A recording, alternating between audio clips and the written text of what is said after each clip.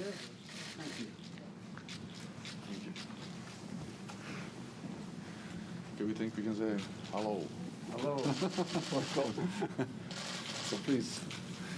And then we can take notes. All right. Okay. Mr. President, it's great to see you again, and just a week after we met in the White House, and thank you so much for your strong personal commitment and powerful leadership on the transatlantic bond, on what we do together, North America and Europe.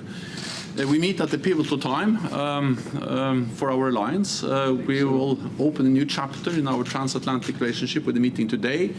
We'll address a wide range of issues, including Russia, and I think that allied leaders look forward to consulting with you ahead of the meeting with President Putin. We will address China, and we have seen a convergence of views among allies. We all recognize that China's heavy investments in military capabilities, continued coercive behavior, and growing influence matters for our security, and we need to respond to that together as an alliance. We will agree the NATO 2030 agenda, a ambitious agenda for the future of NATO. And to do all this, we need to invest more, and that's exactly what we are doing with 7 consecutive years of increased defense spending, 260 billion extra US dollars across Europe and Canada. So a strong NATO is good for Europe, but it's also good for America. It's very good for America. Yeah. Essential for America. Yeah. And I know that no other major power has as many friends and allies as the United States has in NATO. So I know that we can count on America, and that America can count on Europe. So welcome, Mr. President. Well, thank you, and thank you for your incredible leadership over the years. I really mean this. You have been incredible.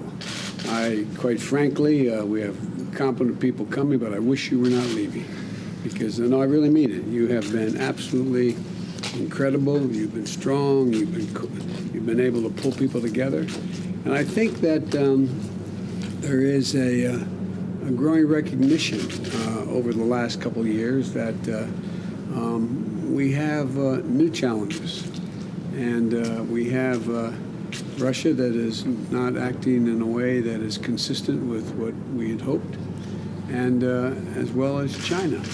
And I must say that we had, as preliminary to this, a number of my colleagues, our colleagues who were in the G7, have stepped up as well in terms of the need for there to be greater coordination than we even have now. But I want to make it clear, NATO is critically important for U.S. interest in and of itself. If there weren't one, we'd have to invent one. It allows America to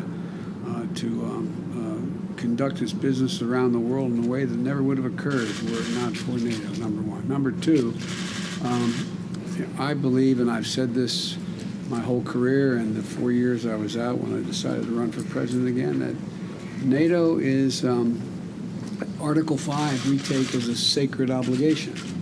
And I constantly remind Americans that when America was attacked for the first time in its shores since what happened back in the beginning of World War II, NATO stepped up. NATO stepped up, and they honored Article 5. And I just want all of Europe to know that the United States is there. The United States is there, and we are pleased. Back in Wales, the decision was made to increase spending. You're right, and it's moving up. I guess there are more than 10 countries that have met the goal, and others are on the way. And so it's important, but it's. I just want to thank you for your leadership. A lot of this wouldn't happen without you. Thank you so much. I mean it. Okay, thank you.